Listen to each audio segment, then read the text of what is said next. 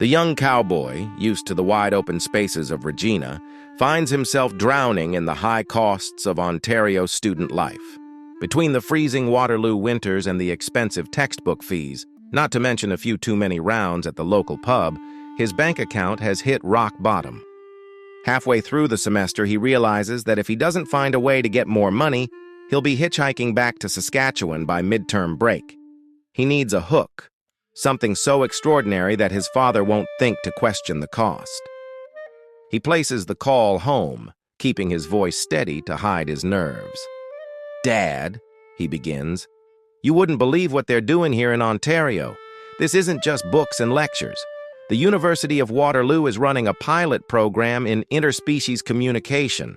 He leans into the lie, describing a high-tech facility filled with linguists and treats.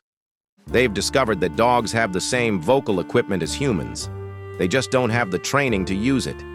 They've actually developed a way to teach dogs how to form English words. On the other end of the line, the father is silent, his mind racing with the image of Old Blue, a dog that usually spends his days chasing his own tail, holding a conversation at the dinner table. The son plays on his father's pride. Imagine, Dad. Old Blue wouldn't just be a farmhand anymore, he'd be a partner. He could tell you when the fences are down or if a calf is sick before you even see it. The father's skepticism is quickly replaced by the thrill of owning the only talking dog in Regina. "How do we get him in?" he asks, his voice thick with excitement. The son doesn't miss a beat. "It's an exclusive program, Dad. Only a few spots left. It's $1,000 for the initial vocalization phase. That covers the equipment, the trainers, and the specialized kibble they use to loosen the vocal cords." Convinced he's investing in the future of the ranch, the father agrees to crate Old Blue up and send him on a flight to Ontario, along with a check that will keep the son's social life afloat for another month. By the time the second half of the semester rolls around, the initial $1,000 has been spent on late-night pizza, concert tickets, and keeping up appearances in Waterloo. The son realizes that his father is now emotionally invested in the dog's progress. To get more money, he can't just say the dog is still talking. He has to prove that Old Blue is a prodigy. The son places another call home, this time sounding breathless with faux excitement. "Dad, you won't believe the breakthrough. The professors here say Blue is a once-in-a-century canine. His verbal skills were so advanced that they've moved him into the literary comprehension track." He paints a vivid picture for his father. Old Blue sitting in a small wooden desk wearing reading glasses and flipping through the morning newspaper. He's not just barking words anymore, Dad. He's starting to process complex sentences. They've started him on the classics, Dickens, Hemingway, even some basic philosophy. He's even starting to form opinions on the grain markets. The father is floored. The idea of a dog that can read the market reports is better than any hired hand he's ever had. But the son quickly adds the catch. The problem is, the books are printed in a special high-contrast, large font for canine eyes, and the tutors are PhD candidates. It's not cheap, Dad. It's another $2,500 to get him through the advanced literacy finals. Caught up in the dream of having the most famous dog in Saskatchewan, the father doesn't hesitate.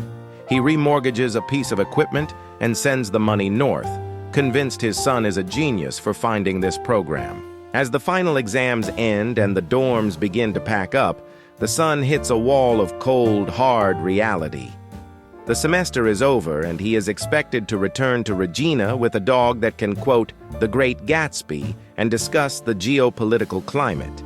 In reality, he has a dog that has spent the last 4 months sleeping on a dorm room floor and eating stolen cafeteria scraps. The son realizes he can't just tell the truth. The $3,500 is gone, and his father's temper is legendary. He spends 3 days in a state of high anxiety, pacing his room while Old Blue thumps his tail happily against the floor, completely unaware of the literary expectations placed upon him. The son concludes that there is only one way to keep the secret and avoid his father's wrath. The dog must disappear. If there is no dog, there is no proof of the failure. He rationalizes it with the cold logic of a con artist.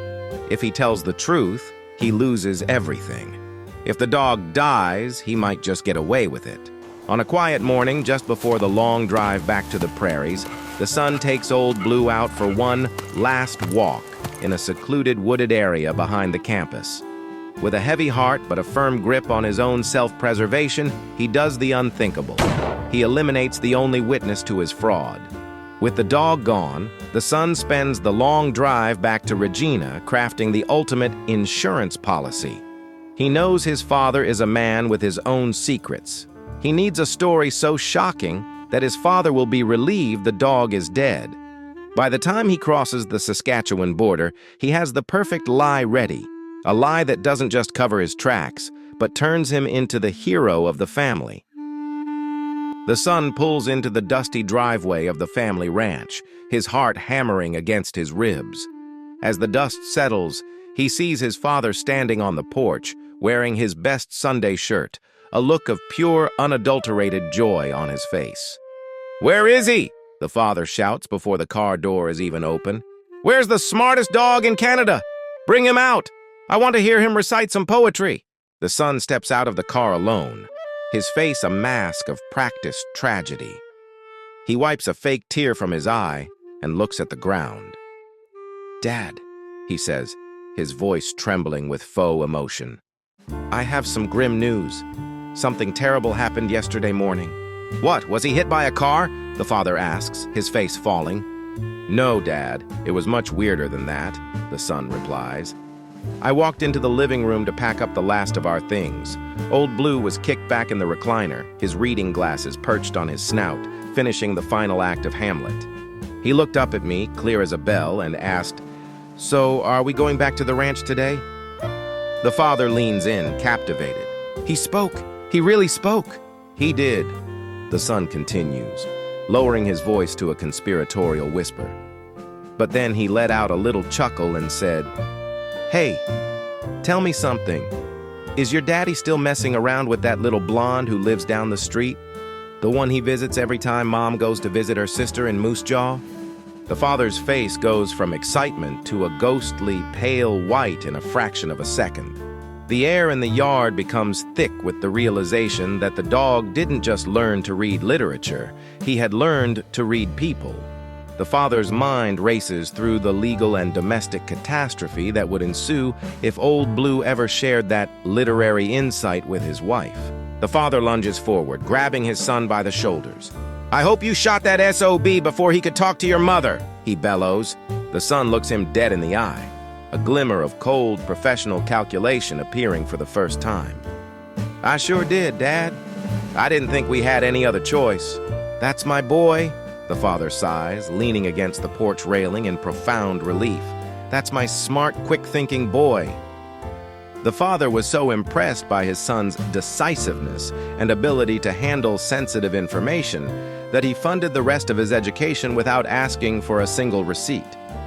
The kid went on to excel in law school, where he mastered the art of the pivot and the non-disclosure.